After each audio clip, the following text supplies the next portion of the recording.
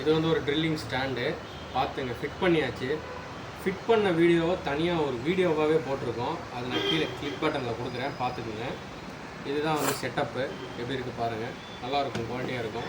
இது வந்து ஒரு பெஞ்ச் ட்ரில் மாதிரி, நமக்கு ப்ரெஸ் பண்ணால் இறங்கி நம்ம இது பண்ணுற மாதிரி. இது வந்து ஒரு 13 mm ட்ரில்லிங் மிஷினு. இதிலே வந்து இந்த மாதிரி வாஷஸ் கொடுத்துட்றாங்க.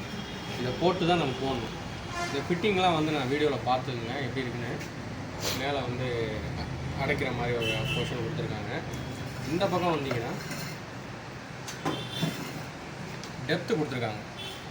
எவ்வளோ டெப்த்து வந்து நம்ம இறக்குறோம் அப்படின்ற மாதிரி டெப்த்து கொடுத்துருக்காங்க. அதுக்கான மெஷர்மெண்ட்ஸ் இது. அவ்வளோதான். இப்போ நம்ம ரன்னிங் பார்த்துருவோம். நம்ம ரன்னிங் பார்க்க போகிறோம். சேஃப்டி ஐட்டம்லாம் போட்டுக்கோங்க. க்ளவுஸு, கண்ணாடிலாம் போட்டுக்கோங்க. பார்த்துக்குங்க, ரன்னிங் பார்த்துக்குங்க. இதை வந்து நம்ம கண்டினியூஸ் மோடில் போட போகிறோம். ப்ரெஸ் பண்ணி பின்னாடி இருக்க பட்டனை அழுத்தி பிடிச்சோம்னா ரன்னிங் மோடில் போட போகிறோம். டெப்த் எல்லாம் கரெக்டாக செட் பண்ணியாச்சு. நம்ம பார்த்துக்கோம்.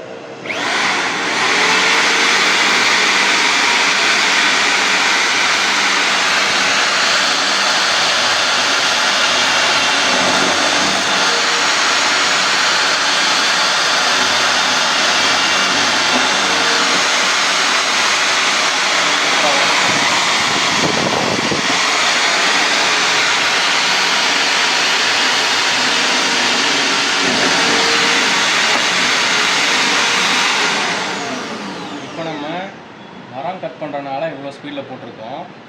நம்ம ஸ்பீடை இதில் அட்ஜஸ்ட் பண்ணுறது ஆப்ஷன் இருக்குது. ஸ்பீடை கம்மியாக வச்சுட்டு நீங்கள் மெட்டல் கூட இதில் ட்ரில் பண்ணிக்கலாம். மெட்டல் ஷீட்டு, மெட்டல் பைப்பு, அதை நீங்கள் ட்ரில் பண்ணும்போது ஸ்பீடை கம்மியாக வச்சுட்டு நீங்கள் வந்து இந்த மாதிரி ட்ரில்லிங்கில் இந்த மாதிரி ஸ்பீடை அட்ஜஸ்ட் பண்ணி கம்மியாக வச்சுட்டு ப்ரெஸ் பண்ணிங்கன்னா ஸ்லோவாக வச்சுன்னு இந்த ஸ்பீடில் வச்சு நீங்கள் மெட்டலில் வந்து ஓட்டை போட்டுக்கலாம். தேங்க்யூ. இதனோட வீடியோ ப்ரைஸ் வந்து கமெண்ட்டில் இருக்குது, பார்த்துங்க.